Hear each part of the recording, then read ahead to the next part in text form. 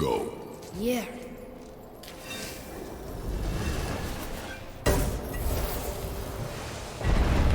I wish I'd known I was a god in Elfheim.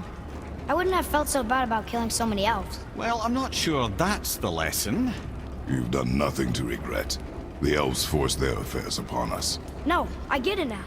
We had god things to do, and they were in the way, dragging us into their little problems. Again, are we just leaving that there? I mean, just knowing we're gods makes me feel so much stronger. Maybe you feel a little too good right now. With power comes a big choice, lad.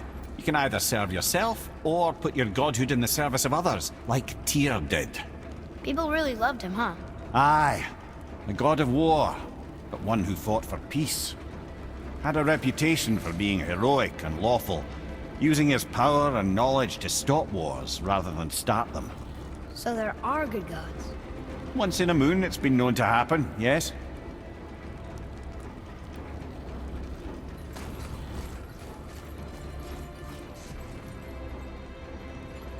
This one mentions places I've never heard of. Seems Tyr really liked to travel. Tyr believed the mind, not might, was key to preventing war and chaos. And he also knew visiting other cultures would give him perspective staying in one place could not. While Odin always hoarded knowledge, guarding it jealously, Tyr was open and sharing with his learning and his wisdom. For this, mortals adored Tyr, showing their love by bringing him gifts the world over.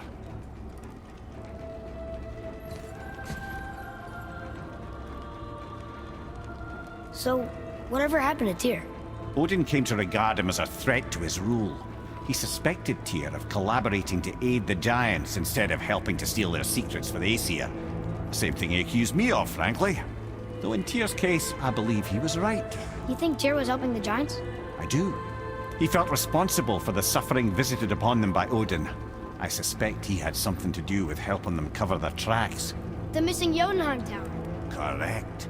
Whatever happened to it, I believe it could only have been done with Tyr and the Giants working together.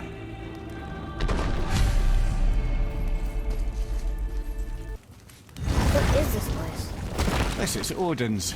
I'd recognize his atrocious taste anywhere.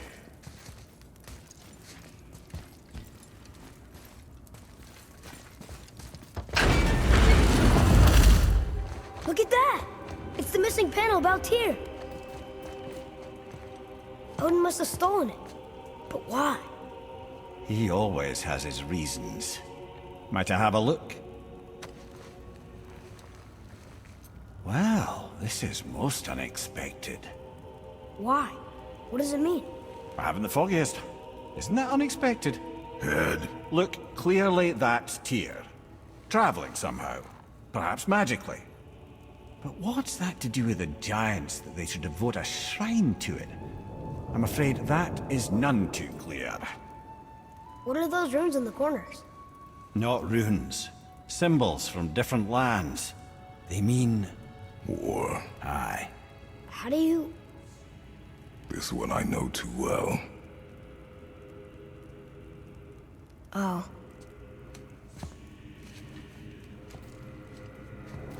His eyes.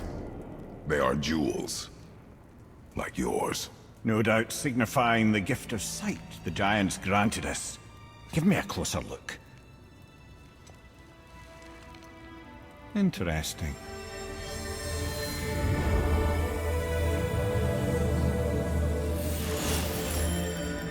Very interesting. What is that?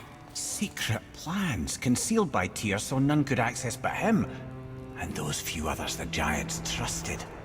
And right under Odin's nose, ho ho ho! I did promise I'd get you to Jotunheim. What do you mean, Head? You said we were out of options. Don't you see, brother? Odin never gave up hope, and neither should we. He knew there was a clue in here, but we're the ones who found it. These plans are for a key to some chamber Tyr's kept hidden. I don't know where it's leading or what we'll find, but it's a path. How do we make this key? I suggest we ask a dwarf.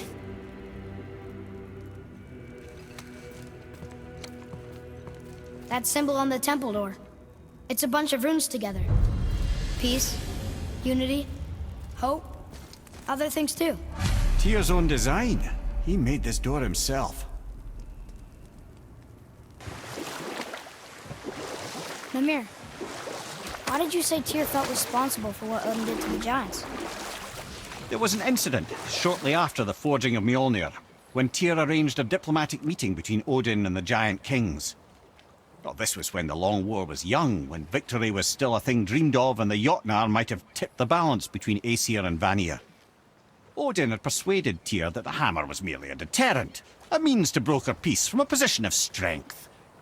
Tyr was hopeful to convince all parties they would prosper best through peace.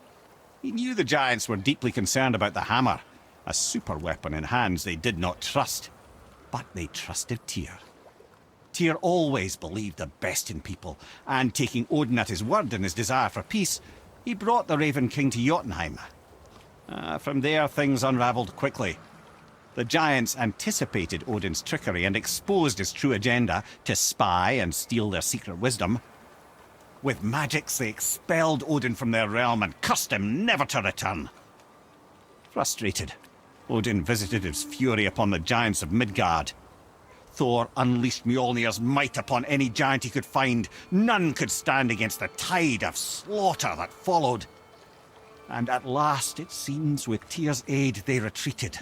The tower disappeared, no giants could be found in Midgard, and no man nor god has set foot in Jotunheim since.